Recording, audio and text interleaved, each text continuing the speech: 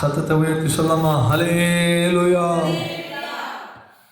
கர்த்தர் இந்த நாளை தந்தபடியினால் தேவாதி தேவனுக்கு நான் நன்றி செலுத்துகிறேன்.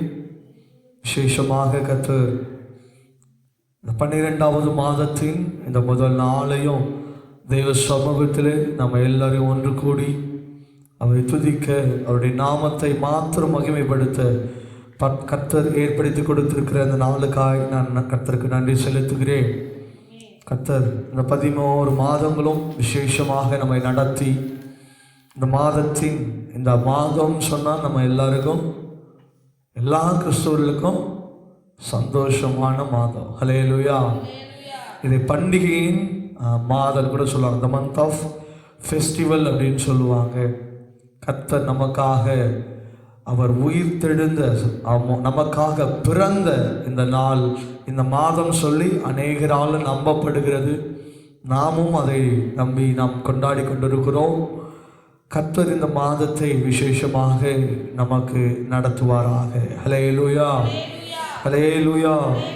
பொதுவாகவே இந்த டிசம்பர் மாதம் வந்துட்டான்னு சொன்னால் பிள்ளைகளுக்கெல்லாம் ரொம்ப சந்தோஷம் இல்லையா? இன்றைக்கெல்லாம் இந்த டிசம்பர் மாதம் வந்துட்டால் போதும். ஏன்னா எனக்கு டிசம்பர் மாதம்னா எப்படியும் ஒரு 10 நாள் என்ன கிடச்சிரும், கடைசி 10 நாள் நமக்கு லீவு கிடச்சிரும். அது இல்லாமல் கிறிஸ்மஸும் நியூ இயர், அதுக்கப்புறமா எங்கள் வீட்டிலலாம் பார்த்திங்கன்னா கிறிஸ்மஸ் நியூ இயர் டைமில் தான் வீட்டில் பலகாரம் அப்படிலாம் செய்வாங்க. மற்ற நாள்லாம் செய்ய மாட்டாங்க. அப்போ என்ன ஆகுனா எங்களுக்கு ரொம்ப சந்தோஷம். எல்லாம் ஒன்றா வீட்டில் இருப்போம், புது ட்ரெஸ் வாங்குவோம். இதுதான் கிறிஸ்மஸ் அப்படின்னு சொல்லி நாங்கள் இருந்து கொண்டிருந்தோம். ஆனால் அது நாளடைவில் அதுவும் ஒரு சந்தோஷம்தான். ஆனால் நாளடைவில் கிறிஸ்மஸ் என்றால் என்ன என்பதை ஆண்டவர் அநேகர் மூலமாகவும் அதை வெளிப்படுத்தினார். ஹல்லேலூயா. பிள்ளைகளுக்கு சந்தோஷமாக இருக்கும். ஆனால் பெற்றோர்களுக்கு இந்த கிறிஸ்மஸ் மாதம் வந்துட்டாலே ஒரே கலக்கம்தான். எப்படி என்ன ஏது அப்படின்ற ஒரு காரியங்கள் எல்லாம் வரும். ஆனால் கர்த்தரை விசுவாசிக்கிறவர்களுக்கு கர்த்தர் பெரிய காரியத்தை செய்வார். ஹல்லேலூயா, ஹல்லேலூயா. இந்த மாதம் முழுவதும் நம்மை பாதுகாப்பார். இன்னொரு 30 நாட்கள் இருக்கிறது. கர்த்தர் நம்மை வழி நடத்துவார், நம்மை தாங்குவார், நம்மை ஏந்துவார் என்ற விசுவாசம்தான் நமக்கு நம்மை வழி நடத்துகிற காரியமாக இருக்கிறது. ஹல்லேலூயா. இந்த மாதம் கூட ஆண்டவர் நம்மோடு இடைப்பட போகிற காரியம் என்னவென்று சொன்னால், ஏசாயா எழுதின தீர்க்க தரிசன புத்தகம் அதனுடைய 50ஆம் அதிகாரம் அதனுடைய 7ஆம் வசனத்தை வாசிக்க கேட்கலாம். ஏசாயா எழுதின தீர்க்க தரிசன புத்தகம் 50ஆம் அதிகாரம் அதனுடைய 7ஆம் வசனத்தை நான் வாசிக்கிறேன். கர்த்தராகிய ஆண்டவர் எனக்கு துணை செய்கிறார், ஆகையால் நான் வெட்கப்படேன், நான் வெட்கப்பட்டு போவதில்லை என்று அறிந்திருக்கிறேன். ஆதலால் என் முகத்தை கற்பாறையை போலாக்கினேன். ஹல்லேலூயா.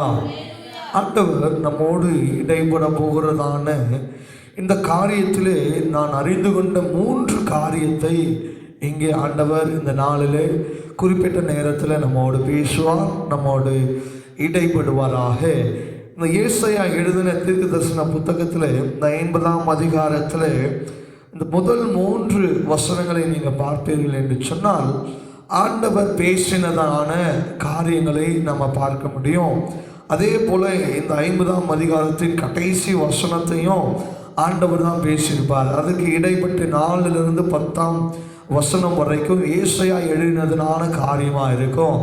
அப்படியாக அவர் இந்த 7ஆம் வசனத்தில் எழுதியிருக்கிறதான ஏசாயா எழுதினதான காரியம் என்னவென்று சொன்னால், கர்த்தராகிய ஆண்டவர் எனக்கு துணை செய்கிறார் அப்படின்னு சொன்னால், எனக்கு உதவி செய்கிறார். துணை என்று சொன்னால் நமக்கு உதவி, ஹெல்ப் பண்ணுகிறார். ஆங்கிலத்தில் சொல்ல போனால் நமக்கு அவர் என்ன பண்ணுறாரா, ஹெல்ப் பண்ணுறார். ஹெல்ப் பண்ணுறதுக்கு ரெடியாக இருக்கிறார். அதுதான் அவர் சொல்லுகிறார், எனக்கு துணை செய்வார்னு சொல்ல துணை செய்கிறார். அப்படின்னா ஆண்டவர் நமக்கு உதவி செய்து கொண்டிருக்கிறார். ஆண்டவர் உதவி செய்கிறதுனால நான் வெட்கப்படேன். உதவி செய்தால் வெட்கப்பட மாட்டோமா அப்படின்றத நீங்கள் அடுத்து நமக்கு யோசனை வரும். ஒருத்தர் நமக்கு உதவி செய்கிறதுனால நாம் வெட்கப்படாமல் இருப்போமா அப்படின்னு சொன்னால் நிச்சயமாகவே இது மனுஷனால செய்யப்படுகிறதான உதவி அப்படின்னு நம்ம எடுத்துக்கொள்ளவே முடியாது. ஏன்னா மனுஷன் என்னதான் நமக்கு உதவி செய்தாலும் நமக்கு ஒரு சில காரியங்களிலே வெட்கமான காரியங்களை நாம் சந்திக்கிறது உண்டு. ஆனால் இங்கே ஏசாயா சொல்லுகிறதான காரியம் என்னவென்று சொன்னால், கர்த்தர் எனக்கு உதவி செய்வார் என்று சொன்னால் எந்த காரியமும் எனக்கு குறைவாக இருக்காது என்பதை அவர் மறைமுகமாக சொல்லப்படுகிறார். ஹல்லேலூயா. கர்த்தர் நமக்கு உதவி செய்தார் என்று சொன்னாலே அது நமக்கு ஒரு முழுமையான உதவியாய் இருக்கும். இதை கேட்டுக்கொண்டிருக்கிற எனக்கு அருமையான சகோதரிகளே, கர்த்தர் இந்த நாளில் ஆண்டவரை நாம் நம்பி இருக்கும் பொழுது, அவரை விசுவாசிக்கிற பொழுது, அவருடைய உதவியை நாம் நம்பி இருக்கும் பொழுது நாம் வெட்கப்பட்டு போவதே இல்லை. ஹல்லேலூயா. இந்த 11 மாதங்களும் அவருடைய உதவியை நம்பி தான் நாம் இருந்திருக்கிறோம். அமைந்தானே? வேற யாராவது உதவியை நம்பி நீங்கள் இருந்தீங்களா? இல்லவே இல்லை. கர்த்தர் நம்மை பாதுகாத்திருக்கிறார், நம்மை ஏந்திருக்கிறார், நம்மை சுமந்திருக்கிறார், அநேக போராட்டத்திலிருந்து நம்மை தப்புவித்திருக்கிறார். இந்த 12வது மாதத்தின் இந்த முதல் நாளில் கூட ஆண்டவர் நம்மை வெட்கப்பட விடவே மாட்டார். ஹல்லேலூயா, ஹல்லேலூயா. அப்போ அவர் சொல்ற காரியம், நான் வெட்கப்பட்டு போவதில்லை அறிந்திருக்கிறேன். நான் வெட்கப்பட மாட்டேன், வெட்கப்பட்டு போவதில்லைன்றதை நான் முன்னாடியே என்ன பண்ணிருக்கிறேன், அறிந்திருக்கிறேன்னு சொல்றான். அப்போ பாருங்க, அவன் ஏசாயா சொல்லுகிற காரியம், நான் ஆண்டவரிடத்திலிருந்து எனக்கு உதவி வந்துச்சுன்னா நான் வெட்கப்பட மாட்டேன்றத நான் முன்கூட்டியே அறிந்திருக்கிறேன் அப்படின்னு சொல்றான். ஹல்லேலூயா. அவர் சொல்லுகிற காரியம் என்னவென்று சொன்னால், இன்றைக்கு நீங்களும் இயேசு கிறிஸ்துவனுடைய உதவியை நாடி இருப்பீர்கள் என்று சொன்னால், இயேசு கிறிஸ்துவை நம்பி இருப்பீர்கள் என்று சொன்னால், இயேசு கிறிஸ்துவை விசுவாசித்திருப்பீர்கள் என்று சொன்னால், நீங்களும் இந்த மாதத்தில் அறிய வேண்டிய காரியம் என்னவென்று சொன்னால், இயேசுவினுடைய உதவி உங்களுக்கு வரப்போகிறது. அதனால் நீங்க வெட்கப்பட போவதில்லை என்பதை நீங்களும் இந்த மாதத்தில் அறிய வேண்டும் என்பது அவருடைய விருப்பமாக இருக்கிறது. ஹல்லேலூயா, ஹல்லேலூயா. அவர் அறிந்திருக்கிறபடினால் அவர் அடுத்து சொல்றார், ஆதலால் என் முகத்தை நான் என்ன பண்றேன், கற்பாறையை போல மாற்றினேன். இதை ஆங்கிலத்தில் நம்ம வாசிக்கும் போது ஃபிளிப் என்ற ஒரு வார்த்தை இருக்கும். அந்த ஃபிளிப் என்பது அது மிகவும் கடினமான கற்கள் அப்படி என்பதை அது குறிக்கிறதா இருக்கிறது. ஒரு கடினமான, என்ன புயல் வந்தாலும் சரி, என்ன வெயில் வந்தாலும் சரி, என்ன மழை வந்தாலும் சரி, அந்த கல்லை என்ன பண்ண முடியாது, அசைக்க முடியாது. அப்போ அங்கே ஏசாயா சொல்லுகிறதான காரியம், முகத்தை நான் கற்பாறை போல மாற்றுகிறேன் அப்படின்னு சொல்றது காரணம், என்ன வந்தாலும் சரி நான் அறிந்திருக்கிறேன், என் தேவன் என்னை வெட்கப்பட விட மாட்டார். இதற்கு பிறகாக இதில் எனக்கு என்ன சூழ்நிலைகள் வந்தாலும் இந்த கற்பாறையை என்ன பண்ண முடியாது, ஒண்ணுமே பண்ண முடியாது. ஹல்லேலூயா, ஹல்லேலூயா. அதை கேட்டுக்கொண்டிருக்கிற தேவ ஜனமே, நீங்கள் இந்த மாதத்தில் அறிய வேண்டிய காரியம், கர்த்தர் எனக்கு உதவி செய்கிறார், நான் அதனால் வெட்கப்பட போவதில்லை என்பதை நீங்கள் அறிந்திருக்கிறபடினால், கர்த்தர் மேலே வைக்கிற நீங்கள் விசுவாசம் எப்பேற்பட்ட விசுவாசமாக இருக்கணும்னு சொன்னால், கற்பாறையை போல வைக்கிறதான அந்த கற்பாறையை போன்ற குணமுள்ள அந்த விசுவாசம் உங்களுக்குள்ள காணப்பட வேண்டும். ஹல்லேலூயா, ஹல்லேலூயா. இன்னும் அநேக காரியங்களை கொண்டு வந்திருக்கிறோம். கர்த்தர் நமக்கு குறித்த நேரத்தில் அவர் நம்மோடு இடைபடுவாராக. அவர் எப்பேற்பட்ட நமக்கு துணையாக இருக்கிறவர். அநேக வேதத்தில் வாசித்தது உண்டு, ஆண்டவர் நமக்கு சகாயர் என்று சொன்னால் அவர் உதவி செய்கிற தேவன். சரி, வாசிக்கலாம். எபிரேயர் புஸ்தகம் 13ஆம் அதிகாரம். இந்த வசனத்தை நேற்று மாலையில் கூட நம்ம வாசித்தோம். எபிரேயர் 13ஆம் அதிகாரம் அதனுடைய 6ஆம் வசனத்தை வாசிக்க கேட்கலாம். எபிரேயர் 13 அதனுடைய 6ஆம் வசனம். அதனாலே நாம் தைரியம் கொண்டு, கர்த்தர் எனக்கு சகாயர், நான் பயப்படேன், மனுஷன் எனக்கு என்ன செய்வான் என்று சொல்லலாமே. ஹல்லேலூயா. இங்கே நல்லா கவனிக்க வேண்டிய காரியம் என்னவென்று சொன்னால், நமக்கு ஒரு தைரியம் உண்டு. என்ன தைரியம் உண்டு என்று சொன்னால், இயேசு எனக்கு சகாயர், எனக்கு உதவி செய்கிறவர். அதனால மனுஷன் எனக்கு என்ன செய்வான் என்று நம்ம தைரியமா என்ன பண்ணலாமா, சொல்லலாம். இந்த மாதத்தில் ஒருவேளை இந்த 11 மாதங்கள் எதையோ குறித்து கலங்கியிருக்கலாம், எதையோ குறித்து நம்ம பயந்துருக்கலாம். இவ்வளோ நாள் இயேசு என் உதவி செய்கிறவர் என்று சொல்லாமல் இருக்கலாம். ஆனால் இந்த 12வது மாதத்தின் இந்த முதல் நாளில் ஆண்டவர் சொல்லப்படுகிறதான காரியம், இந்த 31 நாட்கள் இந்த மாதத்தில் இருக்க போகிற இந்த 31 நாட்களும் நம்ம சொல்ல வேண்டிய காரியம் என்னவென்று சொல்ல தெரியுமா? கர்த்தர் எனக்கு சகாயர், கர்த்தர் எனக்கு உதவி செய்கிறவர், நான் பயப்பட மாட்டேன், மனுஷன் எனக்கு என்ன செய்வான். இந்த விசுவாச அறிக்கையை இந்த ஒவ்வொரு நாளும் நீங்கள் எந்திரிக்கும் போது சொல்லுங்க, கர்த்தர் எனக்கு சகாயர், நான் பயப்பட மாட்டேன், மனுஷன் எனக்கு என்ன செய்ய முடியும். அல்லேலூயா. இன்னைக்கு நிறைய பேர் பயப்பட காரியம், மனுஷன் ஏதாவது பண்ணிடுவானோ, மனுஷன் ஏதாவது செய்திருவானோ, எதையாவது நமக்கு மேற்கொண்டுருவானோ அப்படின்ற ஒரு பயம்தான். ஆனால் இனி நமக்கு அந்த பயம் இல்லை. ஏன் என்று சொன்னால், கர்த்தர் நமக்கு சகாயராக இருக்கிறார். ஹல்லேலூயா, ஹல்லேலூயா, ஹல்லேலூயா. அவர் நமக்கு உதவி செய்கிறவர். நான் பயப்பட மாட்டேன் என்று சொல்லி அந்த விசுவாச அறிக்கையை நமக்கு நம்முடைய வாழ்நாள் முழுவதுமாய் நாம் சொல்லும் பொழுது நிச்சயமாகவே கர்த்தர் நம்மை நடத்துகிறவராக இருக்கிறார். ஹல்லேலூயா. நம்ம எதை சொல்லுகிறோமோ அதை தான் நம்ம நம்முடைய லைஃப்க்கு ப்ராக்டிஸாக கொண்டு வர முடியும்.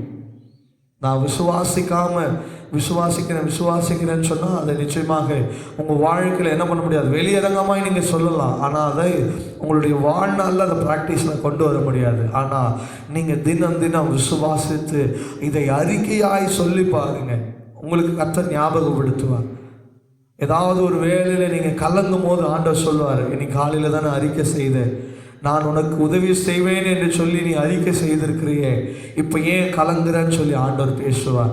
எதையாவது காரியத்தில் நம்ம சோர்ந்து போய் உக்காந்து கொண்டு அழுது கொண்டு புலம்பி கொண்டு என் வாழ்க்கை இவ்வளோதானான்னு சொல்லி நம்ம ஏங்கி தவிக்கும் போது ஆண்டவர் உங்கள் இருதயத்தில் பேசுவார். மகனே மகளே, நீ இன்னைக்கு காலையில் தானே அறிக்கை செய்த, நான் உதவி செய்கிறவர் என்று சொல்லி ஏன் நீ இன்னைக்கு கலங்கி கொண்டிருக்கிற, ஏன் திகைத்து கொண்டிருக்கிற, ஏன் வருந்தி கொண்டிருக்கிற, ஏன் புலம்பி கொண்டிருக்கிற, ஏன் அழுது கொண்டிருக்கிற? நான் உனக்கு உதவி செய்வேன், நீ பயப்படாத, நீ பயப்படாத, நான் உதவி செய்கிறவராய் இருக்கிறபடினால நீ பயப்படாதன்னு சொல்லி ஆண்டவர் நாம அறிக்கை சொன்ன விஷயத்தை நமக்கு ஞாபகப்படுத்துவார். ஹல்லேலூயா, ஹல்லேலூயா. அதனால் நீங்கள் உங்கள் வாழ்க்கையில் இந்த வசனங்களை நீங்கள் அறிக்கை செய்யும் பொழுது கர்த்தர் இந்த வசனத்தின் மூலமாகவே உங்களை தேற்றுகிறவராக இருப்பார். ஹல்லேலூயா, ஹல்லேலூயா. இதே தான் சொல்லுகிறார் ஏசாயா 49ஆம் அதிகாரம் அதனுடைய 8ஆம் வசனத்திலே, 49ஆம் அதிகாரம் அதனுடைய 8ஆம் வசனத்திலே அவர் சொல்லுகிறார், பின்னும் கர்த்தர் அனுக்கிரக காலத்திலே நான் உனக்கு செவி கொடுத்து இரட்சண்ய நாளிலே உமக்கு உதவி செய்வேன், நீ பூமியை சீர்படுத்தி பாழாய் கிடக்கிற இடங்களை என்ன பண்ணுவேன், சுதந்திரம் பண்ணுவேன். ஹல்லேலூயா, ஹல்லேலூயா. இன்னைக்கு ஆண்டவர் சொல்றாரு, நீ பாழாய் கிடக்கிற இடங்களிலே நீ என்ன பண்ண போற, சுதந்திரிக்க போகிற. ஆண்டவர் உங்களுக்கு உதவி செய்ய போகிறார். நீங்கள் பாலா கிடக்குதுன்னு நினைச்சு கொண்டிருக்கிற இடங்களை ஆண்டவர் உங்களுக்கு சுதந்திரமாய் தரப்போகிறார். ஹல்லேலூயா.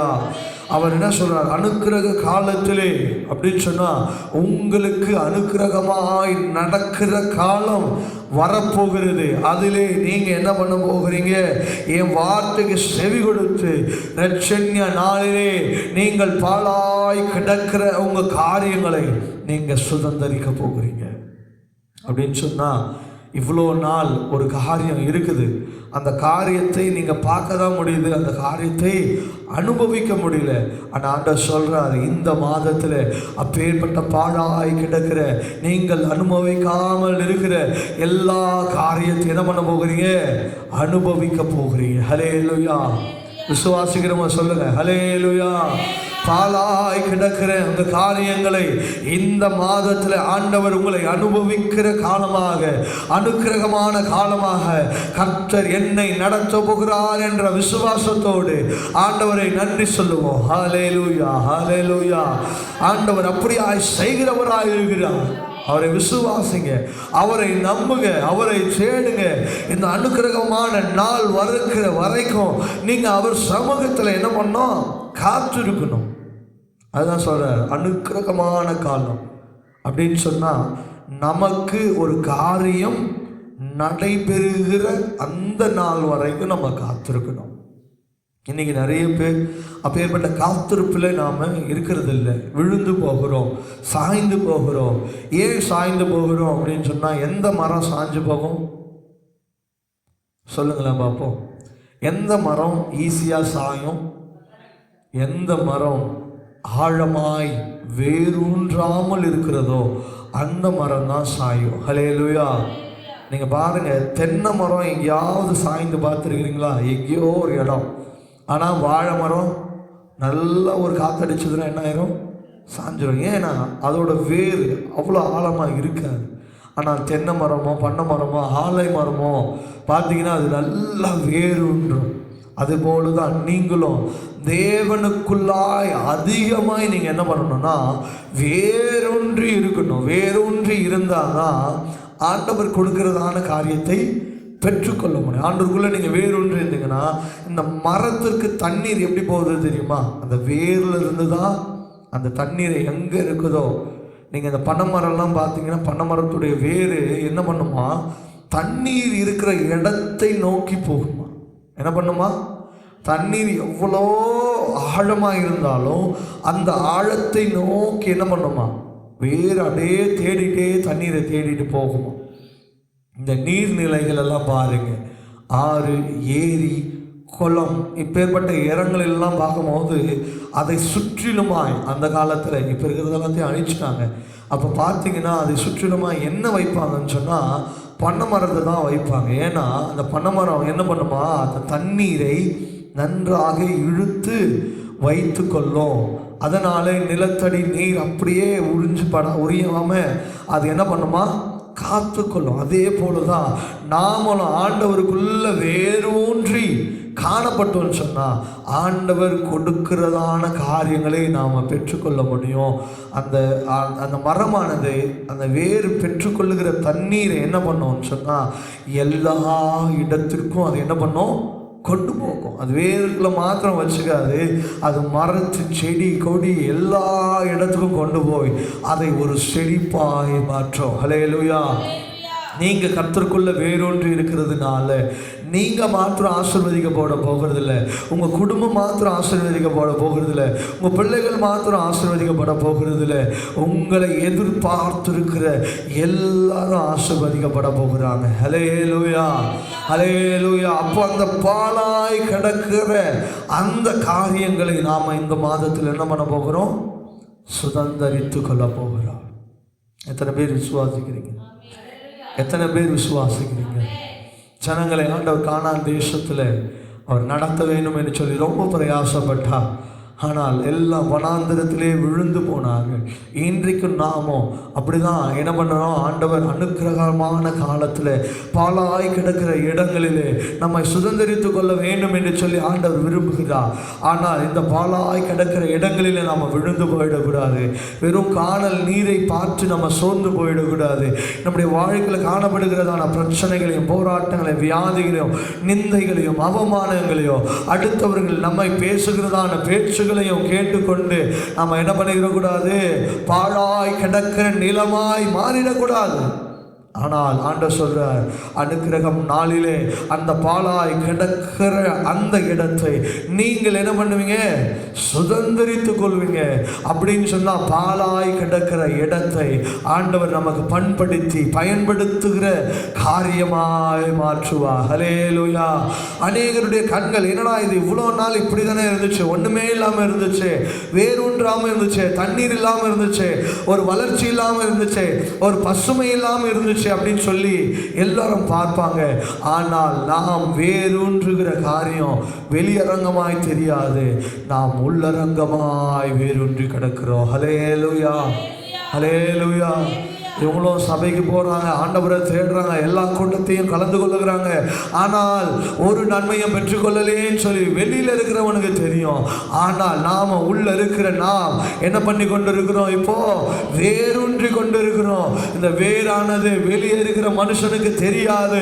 ஆண்டவரை ஏற்றுக்கொண்டிருக்கிற உங்களுக்கும் எனக்கும், அவரை விசுவாசிக்கிற உங்களுக்கும் எனக்கும், அவரை மாத்திரம் நம்பி இருக்கிற உங்களுக்கும் எனக்கும் மட்டும்தான் தெரியும்.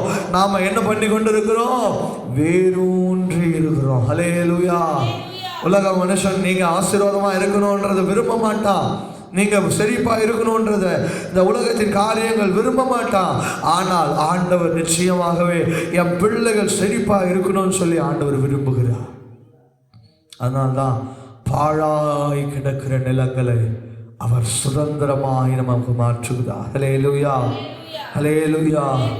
அவர் நமக்கு உதவி செய்கிறவர் என்பதை நாம் மறக்கவே கூடாது. அடுத்து சங்கீதம் 89ஆம் சங்கீதம் அதனுடைய 21 27 வசனம் வரையும் வாசிக்க கேட்கலாம். 89ஆம் சங்கீதம் அதனுடைய 21 வசனத்திலிருந்து 27 வசனம் வரையும் வாசிக்க கேட்போம்.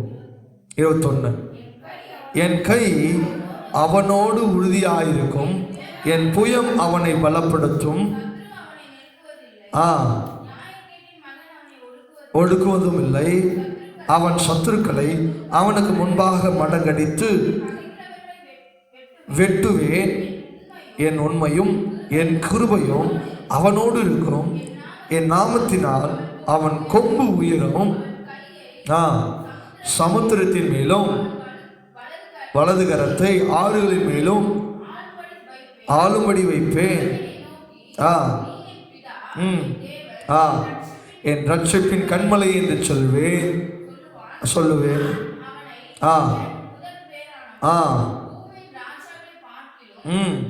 மகா உயர்ந்துமான இருப்பேன். ஹல்லேலூயா, ஹல்லேலூயா. இந்த 21ஆம் வசனத்திலிருந்து 27ஆம் வசனம், அந்த 37ஆம் வசனம் வரைக்குமே ஆண்டவர் பேசினதான வசனம்.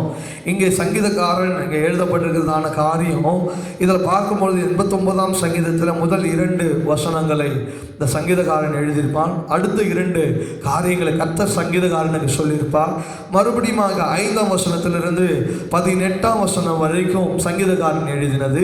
19ஆம் வசனத்திலிருந்து 37ஆம் வசனம் வரைக்கும் கர்த்தர் சங்கீதக்காரனுக்கு அவன் சொல்லுகிறதான காரியம்.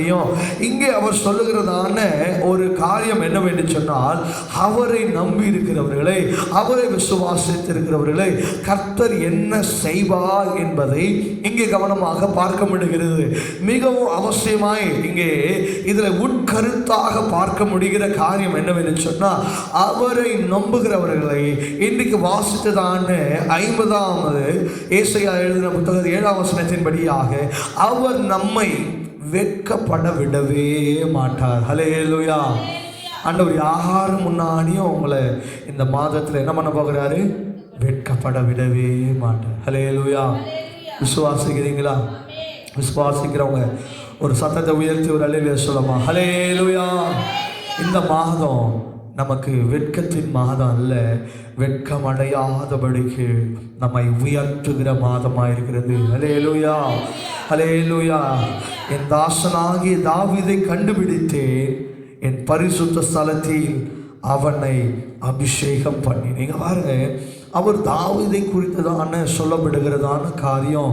ஏனென்று சொன்னால், தாவீது ஆண்டவர் இருதயத்துக்கு ஏற்றவனும் தேவனுக்கு பிரியமான காரியத்தை செய்தபடியினாலே அங்கே சொல்லுகிறதான காரியம், தாவீதுக்கு நான் இப்பேற்பட்ட காரியத்தை செய்திருக்கிறேன்பா, அவனை எதிரியின் கைகளுக்கு நான் ஒப்பு கொடுக்கல, ஆனால் நான் என்ன பண்ணியிருக்கிறேன்னு சொன்னால், தாவீதுனுடைய கரத்தில் அவனை மேற்கொள்ள வரணும், அவனை அழிக்க வரணும், அவனை மேற்கொள்ளணும், அவனை அழிச்சிடணும், அவனை இல்லாமல் பண்ணிடணும் பண்ணணும் அப்படின்னு சொல்லி நினைத்த வந்து கொண்டிருந்த அந்த ஜனத்தை, அந்த போர் வீரர்களை, அந்த அரச காரியங்களை நான் என்ன பண்ணியிருக்கிறேன்னு சொன்னா தாவீதின் கரத்திலே ஒப்பு கொடுத்திருக்கிறேன். ஹல்லேலூயா.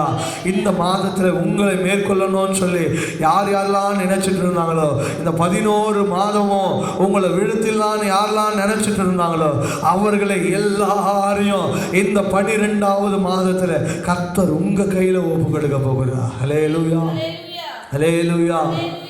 கர்த்தருடைய கரம் நம்மை தாங்குகிறதா இருக்கிறது. சத்துரு அவனை என்ன பண்றது இல்லையா, நெருங்குவதில்லை என்று வசனம் சொல்கிறது. இதை கேட்டுக்கொண்டிருக்கிற என் தேவ பிள்ளைகளே, இந்த நாளில் கூட நீங்கள் ஆண்டவரை உறுதியாக நம்பும் பொழுது, அவருடைய அந்த புயத்தை நம்பி இருக்கும் பொழுது, கர்த்தர் எனக்கு உதவி செய்வார் என்ற நம்பிக்கை உங்களுக்குள்ள இருக்கும் பொழுது, நான் வெட்கப்பட்டு போவதில்லை என்ற ஒரு நம்பிக்கை உங்களுக்குள்ள இருக்கும் பொழுது, எதிரியானவன் என்ன பண்ணுறது இல்லையா, உங்களை நெருங்க கூட இல்லைன்னு சொல்லி வசனம் சொல்லுகிறது. அப்படி என்று சொன்னால் அவன் நெருங்க விடாமல் கர்த்தர் உங்களுக்கு சகாயராயிருந்து உங்களை பாதுகாக்கிறவராயிருக்கிறார். ஹல்லேலூயா, ஹல்லேலூயா. அப்போ கிறிஸ்துவை போல நாம் மாறுகிறவர்களாக இருக்கணும். அந்த கற்பாறையை போல நம்ம காணப்பட வேண்டும் என்று சொன்னால் கிறிஸ்துவினுடைய குணம் நமக்கு காணப்பட வேண்டியதாக இருக்கிறது. கிறிஸ்துவை பாருங்க, என்ன சொன்னாலும் அவருடைய காதுகளை கேட்கொள்கிறது இல்லை. அவருடைய திட்டம் என்னவோ, அவருடைய சித்தம் என்னவோ, பிதாவை அவரை இந்த உலகத்தில் எதற்காக அனுப்பினாரோ அந்த சித்தத்தை மாத்திரமே அவர் நோக்கி பார்த்து அதை செய்து முடித்தது போல இன்றைக்கும் இந்த நாளில் யார் என்ன வேணாலும் சொல்லலாம், உங்களை குறை கூறலாம், என்ன வேணாலும் ஏளனமான பேச்சுக்களை பேசலாம், அவமானமான வார்த்தைகளை பேசலாம், உங்களை கேவலமான வார்த்தைகளை சொல்லலாம், உங்களை துன்புறுத்தலாம், திட்டலாம், என்ன வேணாலும் காரியம் செய்யலாம். ஆனால் இன்னைக்கு இந்த சத்தியத்தை கேட்டுக்கொண்டிருக்கிற என் தேவ ஜனமே, நீங்கள் கிறிஸ்துவை போல மாறினீங்கன்னு சொன்னா நிச்சயமாகவே கர்த்தர் உங்களுக்கு என்று வைத்திருக்கிற காரியத்தை நீங்க பெற்றுக்கொள்ள முடியும். 1 பேதுரு புத்தகம் 4ஆம் அதிகாரம் அதனுடைய 1வது வசனத்தை வாசிக்கலாம். 1 பேதுரு புத்தகம் 4ஆம் அதிகாரம் அதனுடைய 1 வசனம், இப்படி இருக்க கிறிஸ்து நமக்காக மாம்சத்தில் பாடுபட்டபடியால் நீங்களும் அப்படிப்பட்ட சிந்தையை ஆயுதமாக என்ன பண்ணுங்க, தரித்து கொள்ளுங்க. அப்படின்னா பாடுபடுகிறதற்கு நீங்க இந்த உலகத்துல தயாரா இருங்க. இந்த உலகம் உங்களை பாடுபட தான் வைக்கும், உங்களை துன்பம் தான் படுத்தும், உங்களை கஷ்டம் தான் படுத்தும், உங்களை அவமானத்தான் படுத்தும், எல்லாவற்றிலும் உங்களை கீழே தள்ள தான் பார்க்கும். எப்படியாவது உங்களுக்கு ஒன்று இந்த உலகத்தை விட்டு அனுப்பிடணும்னு தான் பார்க்கும். ஆனால் கிறிஸ்துவை போல பாடுபடுகிறதற்கு நாம் எப்படி இருக்கணுமா, தயாராக இருக்கணும். உங்களுடைய சிந்தைகளை நீங்கள் தயார்படுத்தி கொள்ளணும். காலையில் எந்திரிக்கும் போது இன்னைக்கு நான் பாடுபட தயாராக இருக்கணும். பல அவமானங்களை பேச்சுக்களை நான் கேட்கறதுக்கு தயாராக இருக்கணும். என்ன பேசினாலும் சரி, கர்த்தர் எனக்காக வைத்திருக்கிற அந்த ஓட்டத்தை நான் ஓடணும். ஹல்லேலூயா. யார் என்ன வேணாலும் சொல்லட்டும், என்ன வேணாலும் பேசட்டும், என்ன வேணாலும் காரியங்களை சொல்லட்டும், ஒன்றுக்கும் உதவாதுன்னு சொல்லட்டும், குப்பைன்னு சொல்லட்டும், மண்ணுன்னு சொல்லட்டும், என்ன வேணாலும் சொல்லட்டும், அதையெல்லாம் நீங்கள் கேட்டுக்க வேண்டாம். ஏன்னா மனுஷன் நினைக்கிற விதமாக என்னுடைய தேவன் நினைக்கிறவர் அல்ல. மனுஷன் முகத்தை பார்க்குற ஆண்டவர், என் ஆண்டவர் நம்முடைய இருதயங்களை ஆராய்ந்து அறிந்திருக்கிறார். ஆண்டவர் இந்த உலகத்தில் வேஸ்ட்டுன்னு சொல்லி யாரையும் படைக்கவே இல்லை. எல்லாரும் கர்த்தரால் பயன்படுத்தப்பட போகிறவர்கள். ஹல்லேலூயா. இந்த மாதத்தில் கர்த்தர் நமக்கு கொடுக்கப்பட்டதான இந்த வார்த்தைகளை விசுவாசிங்க.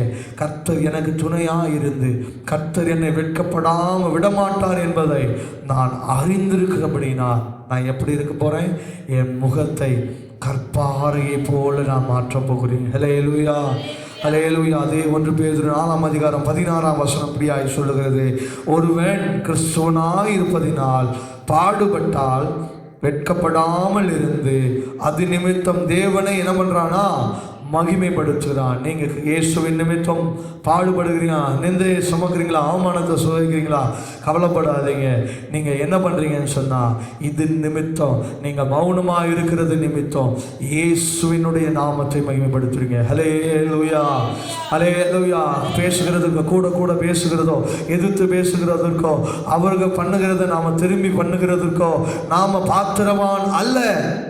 அதற்கு மாறாக என்ன காரியங்கள் செய்தாலும் அதற்கு அமைதலாயிருந்து நாம் நம்முடைய காரியங்களை கிறிஸ்துவை வெளிப்படுத்தினால் கர்த்தர் கிறிஸ்து இயேசு நம் மூலமாய் அவருடைய நாமம் மகிமைப்படும். கர்த்தர் பெரிய காரியங்களை செய்வார். தேவன் தாமே இந்த வார்த்தைகளை